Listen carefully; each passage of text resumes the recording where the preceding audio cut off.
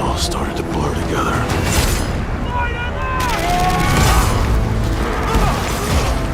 Every fight. Every death.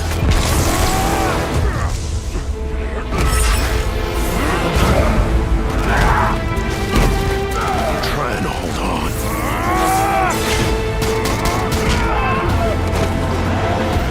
I can feel it slipping away. Marvel's Wolverine is basically Insomniac's take on a much heavier, nastier third-person action game, and honestly, that difference is obvious right away. Logan doesn't move like Spider-Man. He kind of throws his whole body into attacks, and every hit looks like it actually hurts. The rage system apparently builds as you stay aggressive, letting Wolverine hit harder and unleash more brutal abilities once he really loses control. Story-wise, Logan is pulled back into Team X while Bolivar Trask starts targeting mutants, so there's clearly going to be some buried history involved here. As for the world, this doesn't look fully open world. It seems more like a semi-open, globe-trotting adventure with locations like Canada, Tokyo, and Madripoor. And man, the gore is definitely part of the appeal, but it's the weight behind Logan himself that really sells it. This could end up feeling very different from Insomniac's Spider-Man games.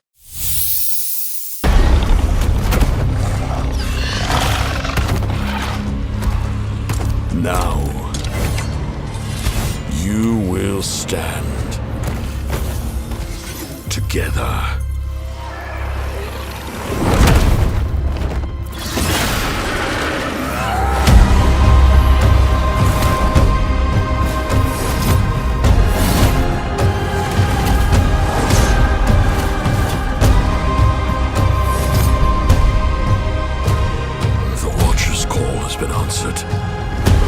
Welcome to Sacrament.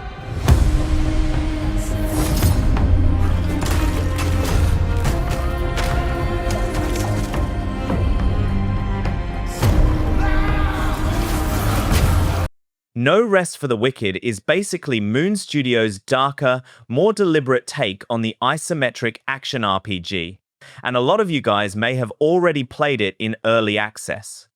I personally haven't, because I've been holding out for the full 1 version, which is now launching this October. Apparently, more than 1.8 million players have already jumped in, so clearly the game has found an audience. Combat looks nothing like the constant ability spamming of Diablo. Every swing has weight, stamina matters, dodging and positioning are important, and different weapons come with their own proper movesets, so it feels closer to a Souls game viewed from above.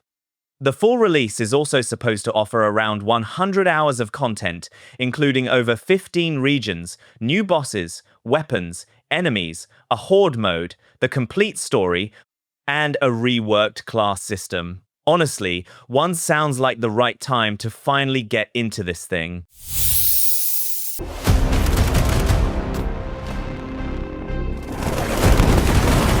My answer is, maybe they will visit us. But time has not come yet for this. The dawn of a new era. The era of Atomic Heart 2.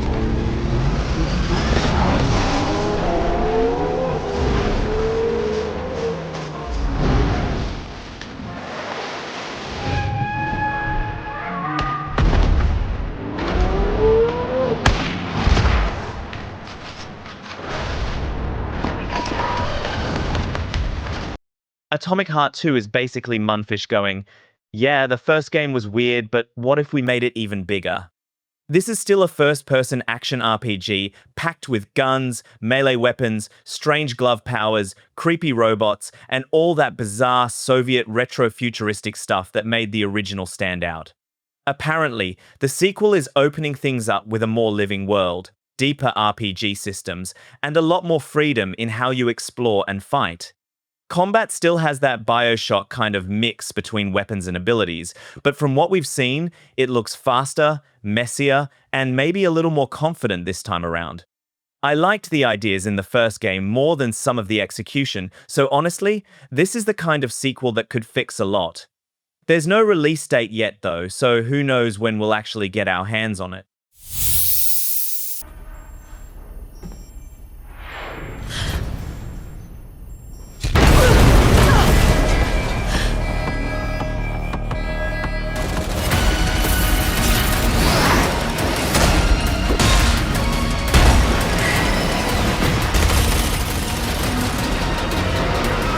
Every breath taken is inside an armored shell.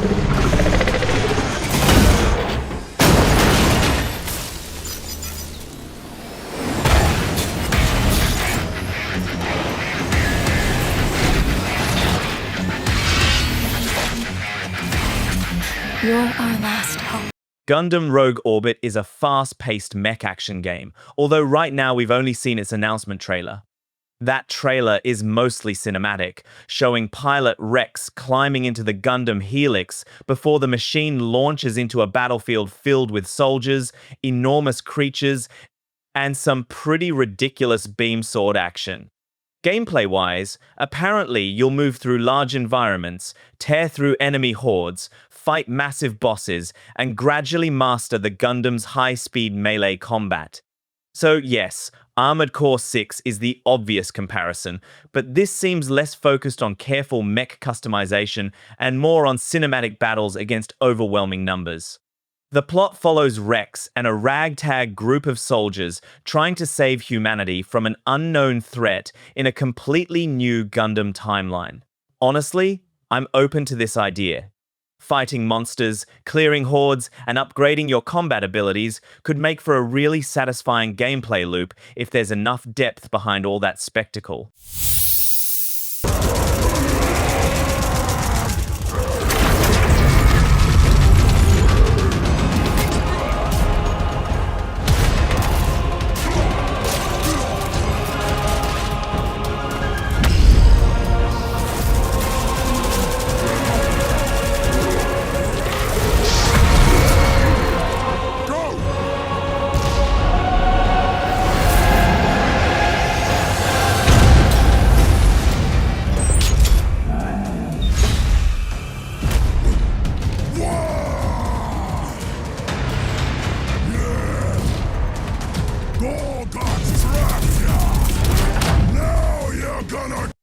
Warhammer 40,000, Dawn of War 4, is a real-time strategy game, and honestly, this looks like the series finally remembering what people loved about the original.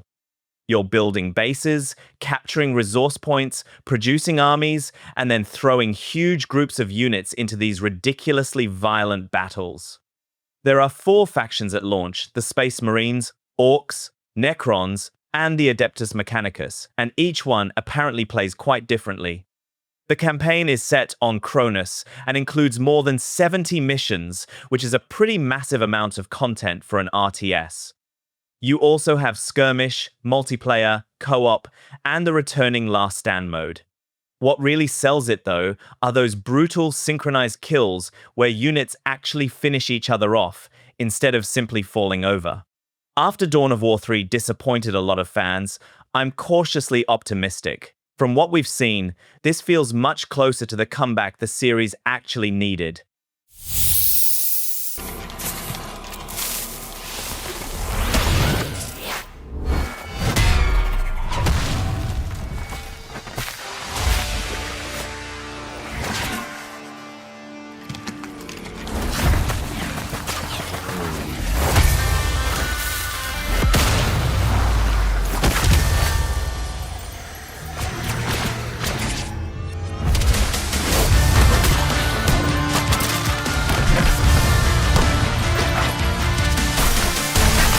Minecraft Dungeons 2 is basically Minecraft's answer to Diablo, only much easier to jump into, and honestly, that was always the charm of the first game. The sequel keeps the same top-down dungeon crawling setup, but apparently adds a proper overworld map, deeper dungeons, new gear slots, tougher enemies, and a completely new story involving a threat spreading across 2 worlds. You'll still spend most of your time clearing mobs, hunting for better weapons, testing different builds, and replaying missions either solo or with up to 4 players. It's not trying to be as complicated as something like Path of Exile, and I think that's perfectly fine. This looks more like a relaxed co-op loot game you can understand within minutes, but hopefully with enough depth to keep you playing. It launches on September 29th, and honestly, this could be a really fun game to keep in rotation with friends.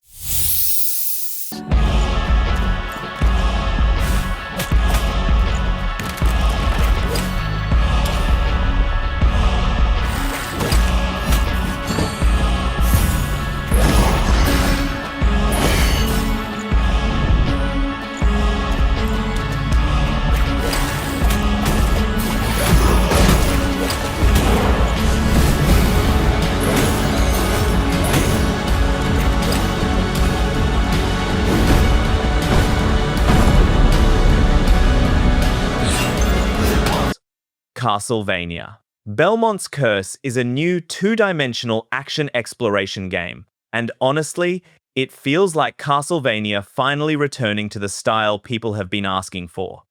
The story takes place in Paris in 1499, 23 years after Dracula's curse, and follows Rose Belmont, the daughter of Trevor Belmont, who is carrying Dracula's curse in her right arm. Gameplay looks kind of like classic Castlevania mixed with the faster movement of Dead Cells, which makes sense because Motion Twin and Evil Empire are involved. You'll explore connected areas, fight monsters, unlock new abilities, use the Vampire Killer Whip, and apparently turn defeated bosses into upgradable Arcana powers. The combat looks quick, but not completely mindless, with dodging, positioning, and different weapons all playing a role. Personally, I'm just happy this isn't another collection or remaster. It launches on October 15th, and this genuinely looks like a proper new beginning for the series.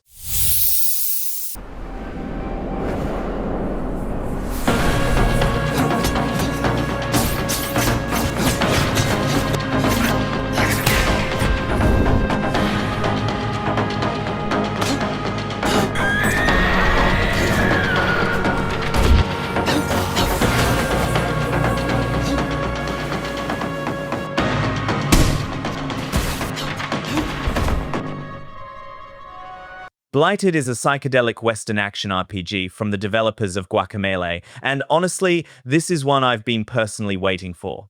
There's just something about that colorful, almost dreamlike world being filled with body horror and genuinely nasty creatures that really works for me.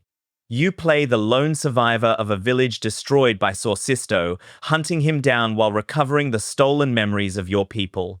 Gameplay looks like a mix of a Metroidvania and a Souls-like, with interconnected areas, technical combat, carefully timed attacks, combos, and some pretty wild boss fights. The interesting part is the blight itself. Apparently, letting it spread makes you stronger, but it also changes the enemies and the world, basically acting as a dynamic difficulty system. You can play alone or in 2-player co-op. I'm already sold on the art direction. Now I just want to see whether the combat has enough depth to carry the whole thing.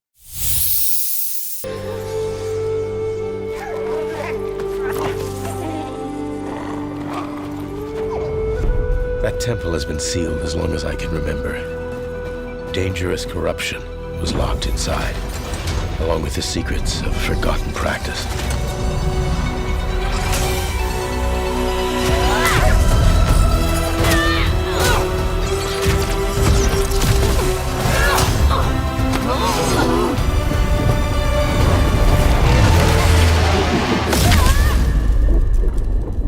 Spirit guides here once used alchemy to cleanse corruption. Kena, Scars of Kosmora is the sequel I honestly wasn't expecting, but I'm really glad it's happening because I thought the first game deserved another shot with a bigger budget. This time, Kena is older, more experienced, and heads to the island of Kosmora searching for answers about a mysterious affliction that's followed her since childhood. From what we've seen, the world is much larger, with distinct regions to explore, new elemental spirit companions, tougher bosses, and more combat options built around elemental abilities. It still has that beautiful Pixar-like art style, but don't let that fool you. If you played the first game, you know these boss fights can be surprisingly challenging. Apparently, Ember Lab is also putting a bigger focus on exploration and progression this time around. Personally, this is one of those sequels I'm quietly rooting for, and I can't wait to see how much they've evolved since the original.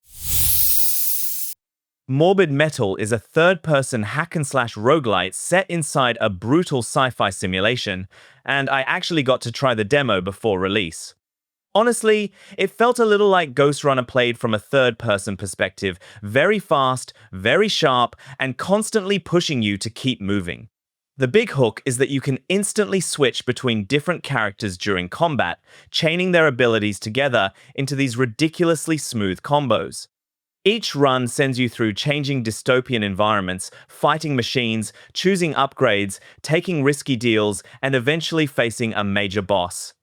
When you die, you restart, but you return stronger and uncover more fragments about humanity's self-inflicted collapse. Visually, the game mixes sleek cyberpunk technology with ruined industrial landscapes and some really aggressive red and black imagery. I liked the demo quite a bit. So now I'm mainly waiting to see whether the full progression system can match how satisfying the combat already feels.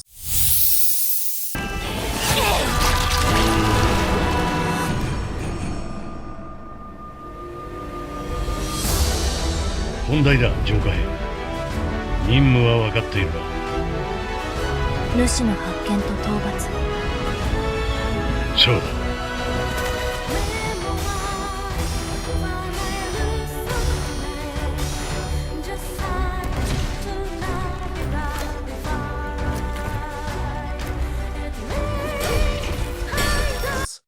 Beast of Reincarnation is a one-person, one-dog action RPG set in a ruined version of Japan 2,000 years in the future, and honestly, I've already got this thing downloading.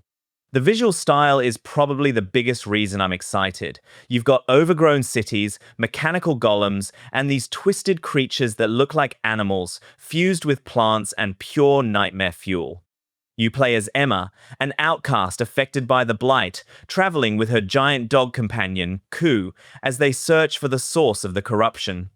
Combat mixes fast katana attacks and parrying with command-based abilities for Ku that briefly slow the action down, kind of like Final Fantasy VII Remake.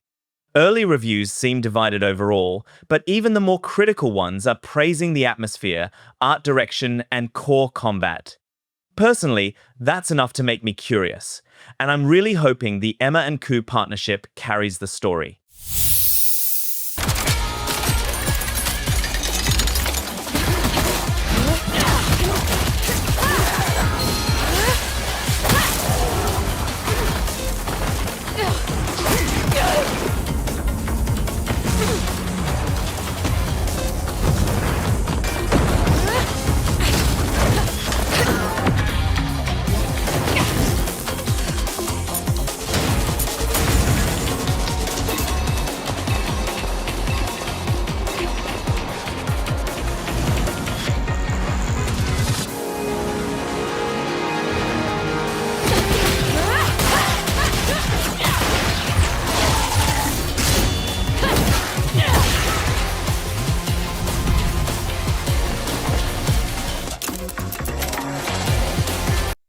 Stellar Blade returns once again, but this time with a totally different style, a new protagonist, and a much bigger-looking world.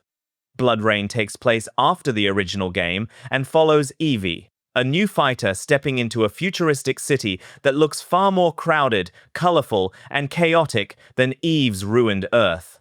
Shift Up hasn't explained the full plot yet, but apparently Evie is dealing with a new threat connected to what happened before, so I'd expect some familiar characters to return eventually.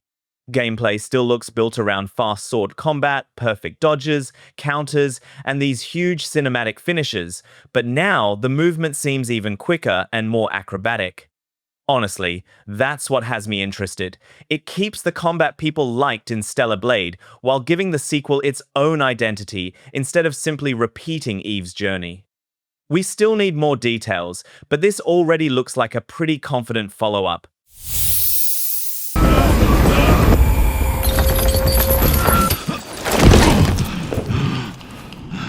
Fear not the enemy's threats, for the Führer Hunter protects you. Where are they taking them? Can you hear me? They do. We hear everything. But you don't let them speak. No. It's not about me. I won't ask again. It's all about you.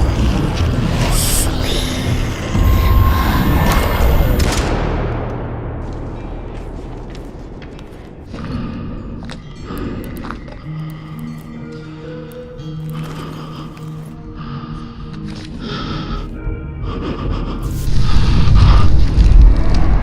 Metro 2039 is a first-person survival shooter taking us back into the dark, radioactive tunnels beneath Moscow, and honestly, it already looks miserable in the best possible way.